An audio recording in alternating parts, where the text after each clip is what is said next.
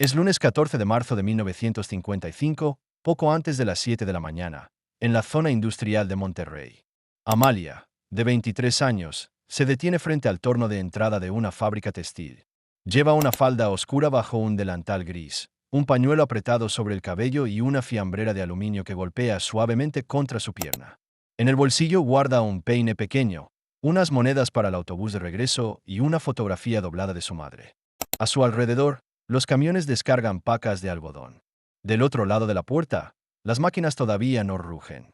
Amalia está a punto de insertar su tarjeta en el reloj y cruzar hacia un día que se parecerá mucho al anterior. La fábrica tiene reglas impresas, hora de entrada, puesto asignado y normas de seguridad.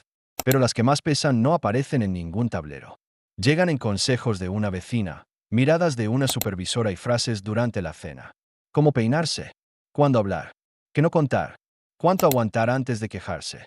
En los años 50, mujeres de talleres, empacadoras, plantas de costura y líneas de ensamblaje reconocían este mismo idioma silencioso. Esta es una cuenta regresiva desde las costumbres que parecían pequeñas hasta la idea profunda que la sostenía. Comenzamos por lo que se veía a primera vista. Terminaremos con aquello que nadie necesitaba pronunciar, porque ya estaba instalado en la forma de mirar a una obrera. Número 12. El cabello bajo control. No bastaba con llegar puntual y saber manejar una máquina. También había que parecer una mujer correcta. El pañuelo no era únicamente una protección contra las fibras, el polvo o los engranes. Era una señal. El cabello debía ir recogido, sin mechones sueltos, sin adornos llamativos, sin una apariencia que pudiera ser interpretada como descuido o desafío. La apariencia terminaba funcionando como una tarjeta de conducta. Una trenza mal sujeta podía provocar una observación. Un peinado demasiado arreglado podía despertar rumores. Nadie necesitaba redactar una norma para que las compañeras entendieran el mensaje. Había que verse limpia, práctica y modesta al mismo tiempo. No era vanidad. Era una frontera estrecha entre ser considerada responsable y ser considerada problemática. Y en una fábrica, una etiqueta podía viajar más rápido que una máquina. Número 11. El delantal impecable. La ropa de trabajo protegía el vestido de casa, pero también protegía una reputación. Muchas obreras conservaban un delantal para la planta y otro para el camino de vuelta. Remendaban bolsillos, lavaban manchas de aceite y cuidaban que los puños no parecieran demasiado gastados. El salario podía ser corto, pero llegar con el uniforme arrugado o sucio se interpretaba como falta de orden, no como cansancio ni falta de dinero.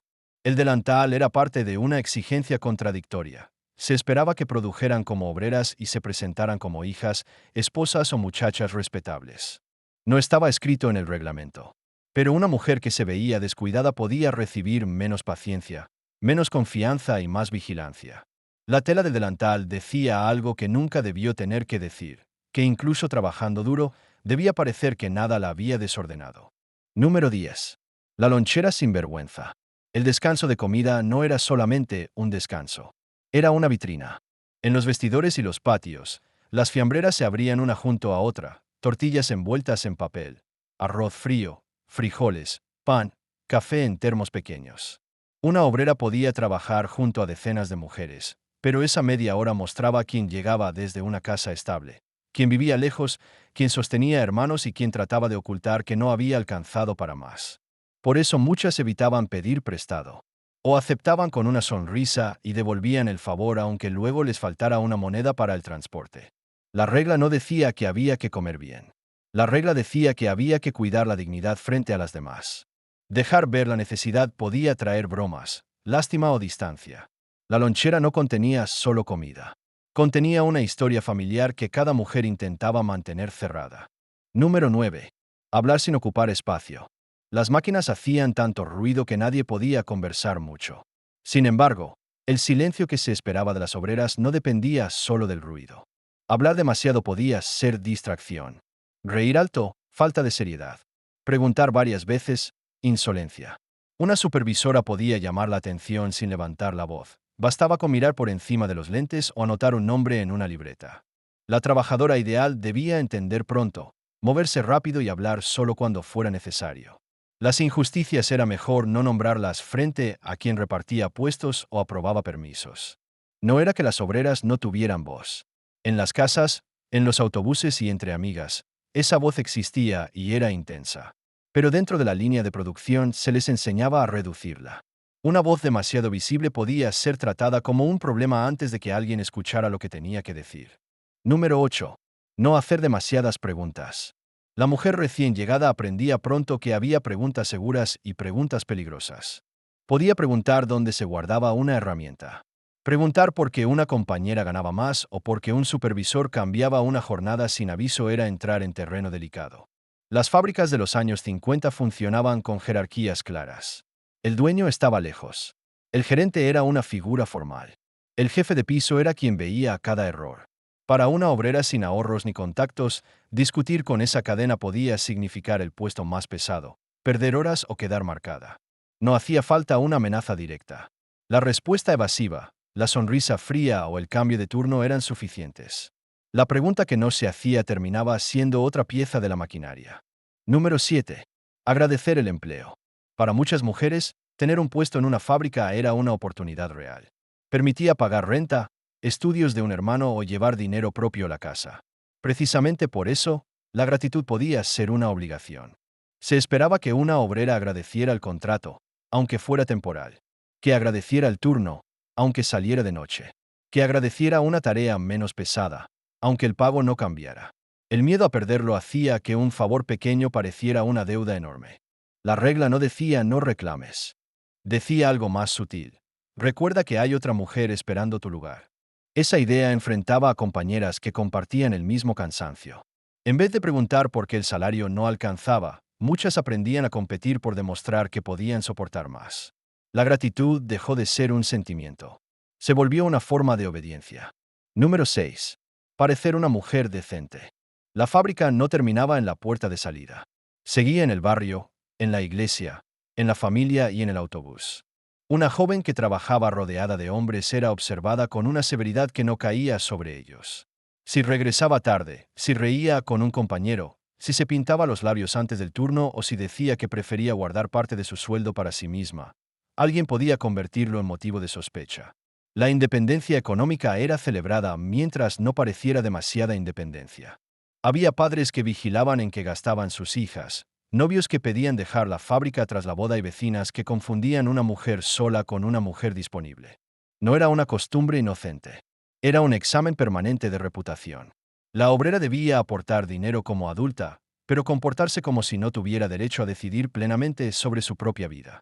Hasta aquí, las reglas pueden parecer asuntos de ropa, comida, modales o apariencia. Pero detrás de cada una había algo mayor. Una empresa que necesitaba disciplina, una familia que quería conservar control y una sociedad que aceptaba el salario femenino siempre que no alterara el orden establecido. Desde este punto, las reglas dejan de ser susurros. Empiezan a mostrar el peso de una estructura. Número 5. El reloj siempre tiene razón. La tarjeta de entrada parecía un pedazo de cartón sin importancia. En realidad, podía decidir cuánto valía una mañana. El reloj registraba minutos, pero también obediencia. Llegar tarde por un autobús que no pasó o un hijo enfermo podía traducirse en descuento, regaño o pérdida de confianza. A veces, unos minutos al inicio del día pesaban más que las horas extra que una obrera aceptaba sin protestar. La puntualidad era necesaria para una línea de producción. Pero se esperaba que las mujeres organizaran todo alrededor del turno: desayuno, casa, ropa lavada, trayecto y encargos. La máquina tenía un horario fijo. La vida de la obrera debía doblarse para caber dentro de él. Cuando no cabía, el problema nunca parecía ser el sistema. Parecía ser ella. Número 4. El dolor se guarda. Manos cortadas, espalda rígida, ojos irritados y pies inflamados eran parte de una conversación que muchas aprendían a callar. Había molestias que se consideraban normales porque se repetían todos los días. Si una obrera decía que una herramienta le lastimaba la muñeca, podía escuchar que las demás también aguantaban. Si pedía ir al baño más de una vez, alguien podía sospechar que estaba evitando trabajo. Si faltaba por enfermedad, corría el riesgo de que otra ocupara su lugar. Las normas de seguridad variaban entre fábricas y países, pero la cultura cotidiana solía ser más dura que los papeles. Quejarse podía ser interpretado como debilidad. Aguantar era presentado como una virtud femenina, casi doméstica. Una buena mujer sabía resistir sin hacer escándalo. No era fortaleza libremente elegida. Muchas veces era miedo a que el cuerpo tuviera menos valor que la producción del día. Número 3. El sueldo no se discute. El sobre de pago llegaba cerrado, pero sus consecuencias se abrían en cada casa. Para algunas, aquel dinero era el primer ingreso propio. Para otras, la diferencia entre comer mejor o endeudarse menos. Sin embargo, hablar de salario podía resultar incómodo, sobre todo cuando el trabajo de las mujeres era tratado como complemento del ingreso masculino, incluso en hogares donde ellas sostenían gran parte de los gastos. La misma destreza podía recibir distinto reconocimiento. Las tareas repetitivas, minuciosas y agotadoras eran llamadas propias de mujeres, como si esa etiqueta explicara por qué debían valer menos. Cuando una obrera preguntaba por un aumento, no siempre se le respondía con números. A veces se le decía que no tenía familia que mantener, aunque sí la tuviera. El sobrecerrado protegía a la empresa de comparaciones y a la costumbre de preguntas incómodas. No era solo dinero, era la medida silenciosa de cuánto creían que valían sus horas. Número 2. Cuando la vida privada decide por ella. Había noticias que una obrera no podía dejar en la casa antes de entrar a la fábrica. Una boda, un embarazo, una enfermedad o cuidar a un familiar podían cambiar su empleo de un día para otro. En ciertos lugares, casarse bastaba para que una familia esperara su renuncia. En otros, un embarazo despertaba dudas sobre su capacidad. Y muchas ocultaban sus planes el mayor tiempo posible porque sabían que la noticia podía cerrar oportunidades. La contradicción era cruel. Se esperaba que trabajaran con disciplina, pero se asumía que su verdadera vida estaba en otra parte. El puesto podía ser suyo mientras no chocara con el papel que otros habían elegido para ellas. No hacía falta despedir a todas. Bastaba con volver más difícil el horario, negar un ascenso, cambiar el trato o sembrar la idea de que ya no convenían.